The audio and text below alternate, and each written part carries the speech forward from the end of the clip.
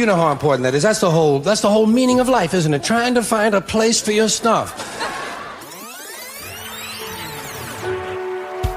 Hey, podcast listener, even if you are alone in your entrepreneurial journey, know that today, right now in your earbuds, you are joined by thousands of entrepreneurs from all around the globe seeking to grow better, more profitable location-independent businesses. If you'd like to learn more about what we do and download our entire back catalog, check out tropicalmba.com.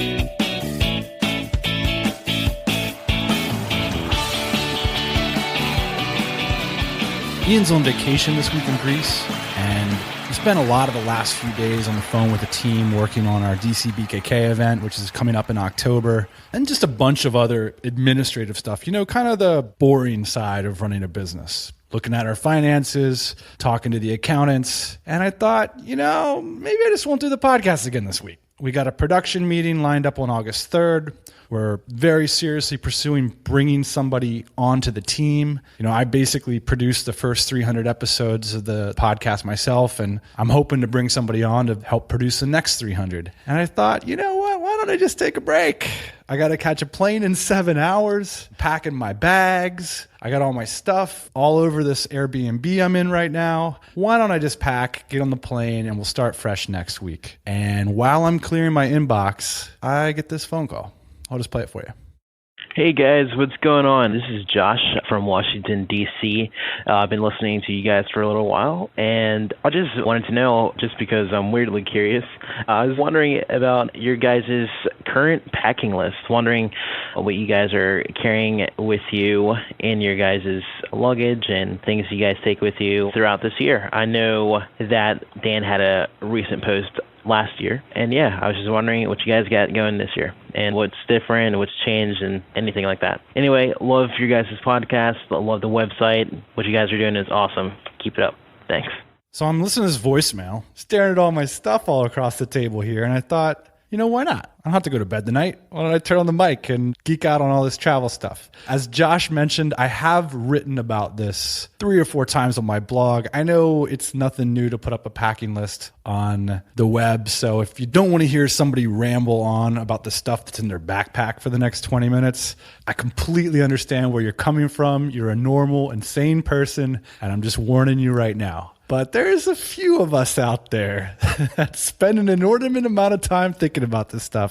And I figure I'll just bring you into that world because honestly, when I think back on it, since 2009, my kit, so both of my bags haven't been in one place longer than about 80 days. So, you know, this is a big part of my life, bringing stuff around with me as I go. And the other thing is I really enjoy it. You know, I was really savoring this evening, laying out all of my items, making sure everything's charged up and ready to go and ready to get packed. And it's exciting that I'm going to get on a plane and meet some of my old friends in a new place. And yeah, it's an exciting moment. So I thought I'd bring those of you who are interested in packing into this, and I'll just walk you through some of the things I'm packing tonight and why I'm bringing them and why they're part of the kit.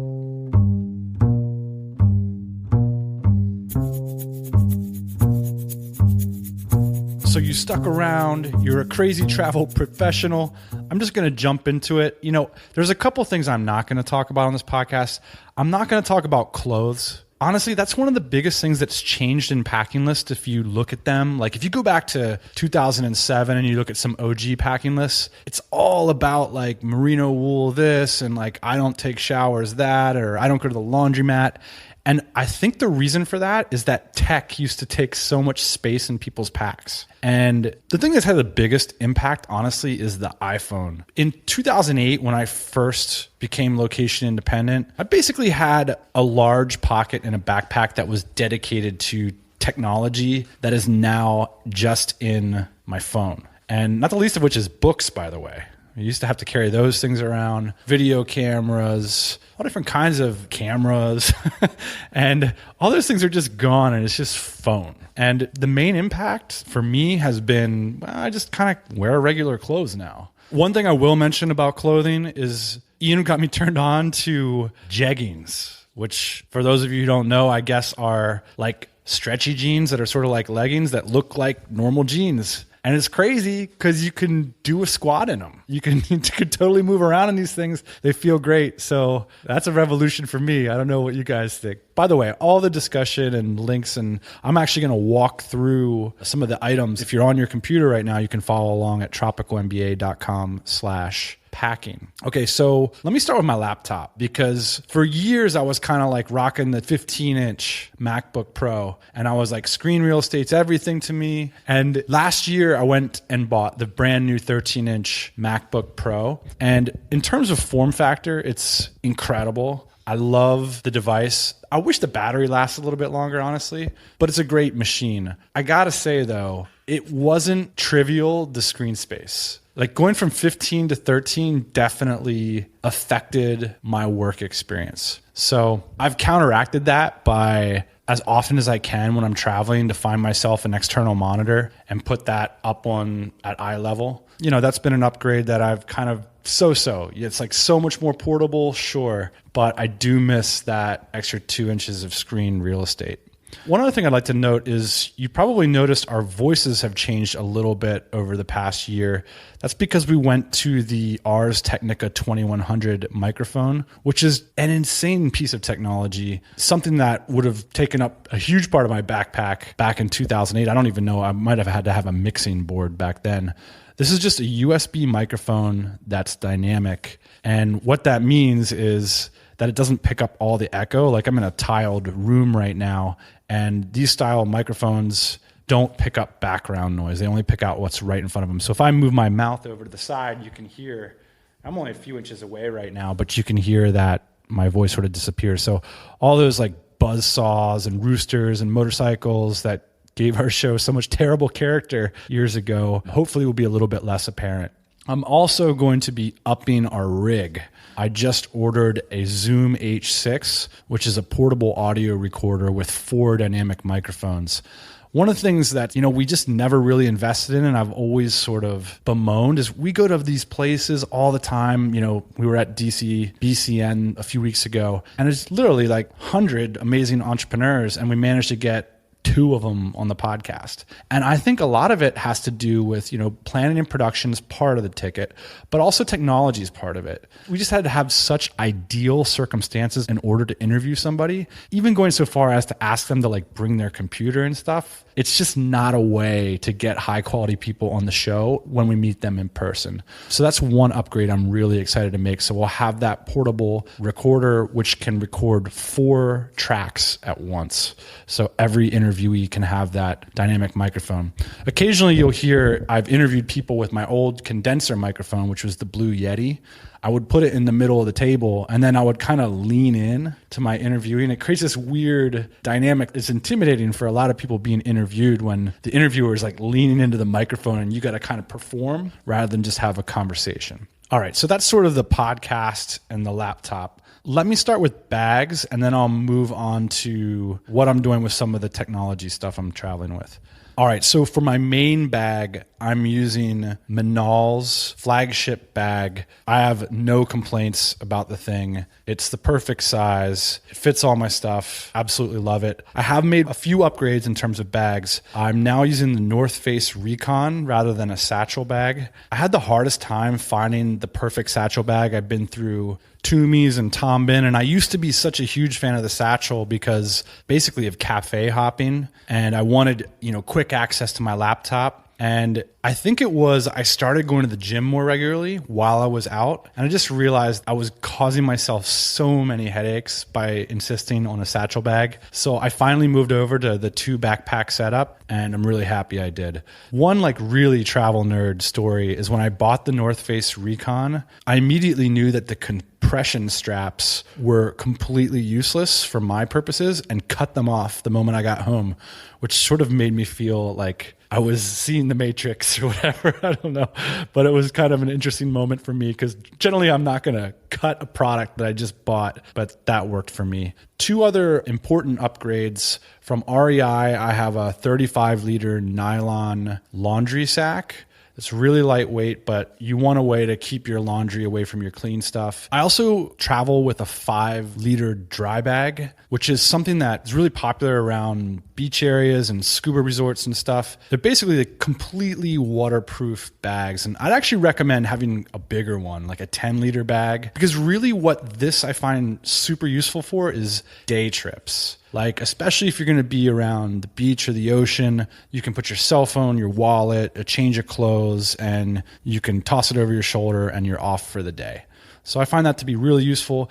And it's a little bit more heavy duty than the laundry bag. So if you have some really gnarly gym clothes that you have to travel with, intercontinental, that's a great solution for that as well. The one final change I've made to my bags is I've got a medium-sized Eagle Creek packing cube. And what this essentially does is it allows, when you open up your main bag, so all your stuff doesn't accordion out, I put all my socks and underwear into that packing cube. It makes it much faster and easier and stress-free to pack and to unpack. So for some reason, I kind of stayed away from those for a long time. Like, that's superfluous, or they're just trying to sell me more stuff for my bag. But I found it really makes it much faster to pack up and to keep everything in order in your bag.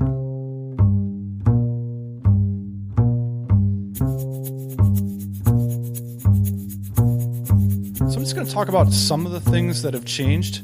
My favorite upgrade is this JBL Flip 2 portable speaker. I've seen a few other location independent entrepreneurs start to travel with these. I'm holding the thing. It's not that heavy. I guess maybe a few years ago, I would have looked at this and said, it's a little bit big and I got headphones and why would I need that? And I absolutely love this thing and use it all the time. And it's a great way to make a place that's not yours feel like home, because you can fill the space with your music, or when you watch movies or television, you can fill the space with that. And you can use it to throw parties, and you can travel it, take it down to the beach with you. You can use it to play your music while you work and create an office environment. So I find myself using this JBL Flip 2 every single day.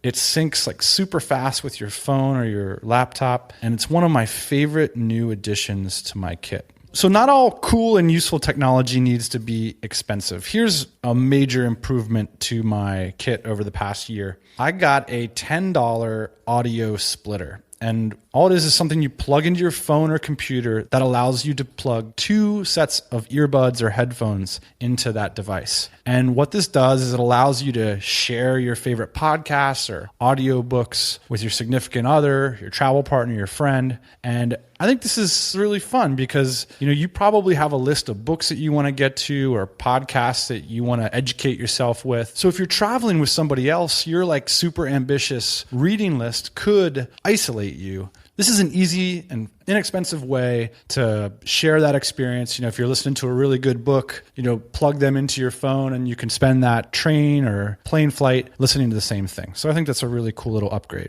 The next thing here is I finally got an auxiliary power bank, and these things have started to become really popular in the last few years. It's like iPhone insurance. You gotta have your Google Maps, you gotta have your camera. And I think these power banks are getting smaller and sleeker. And to me, it's all upside to carry around a couple extra charges with you as you're exploring a new place.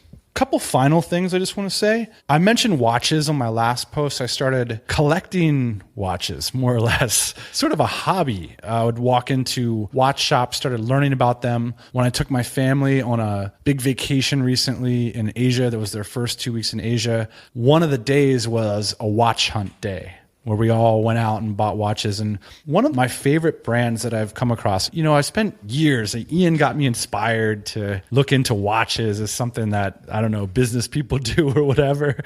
And I really got into this Casio's G-Shock line. At first, I was repulsed by how they looked. As I learned more about them, like, for example, the US military used to use Rolexes until in the early 90s, they realized, hey, like G-Shock does all of this at a fraction of the price much better. And I'm sort of a sucker for the story behind products. So the story of a watch that could outlast its wearer that was the story I wanted to be a part of. I thought it was cool. And, they're not very expensive. So I ended up buying a bunch of them, gave one to my dad, kind of a collector's item. I gave one to Ian recently, and I've stumbled onto the one model that really works for me, sort of gave away the rest. But definitely like looking at watches and thinking about watches has been just a fun new thing. I love the simplicity of them. I love that you can enjoy the design on a daily basis. And especially when you're looking at something like a Casio G-Shock, you can wear it into the gym, wear it in the sauna, wear it on your runs, wear it into the ocean. So I find that's been immensely useful.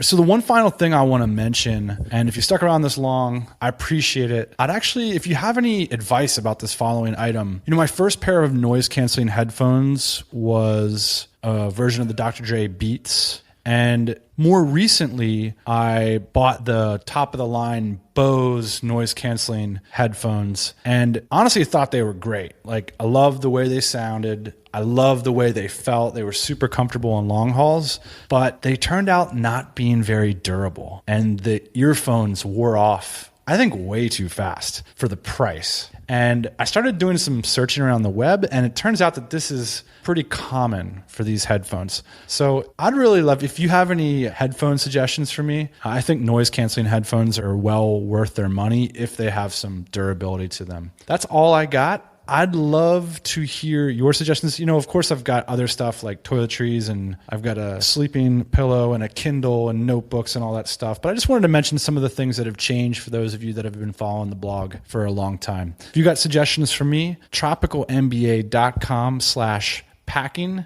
And that's exactly what I'm going to do right now. I'm going to put all this stuff into my bags. I'm going to write a few emails, and I'm going to get on a plane. And I'm really excited about it. So thanks for listening, and I'd love to hear your suggestions and thoughts.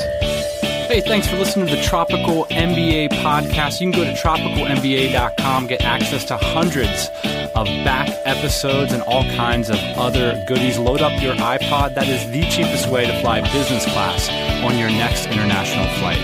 We will see you next Thursday morning, 8 a.m. Eastern Standard Time.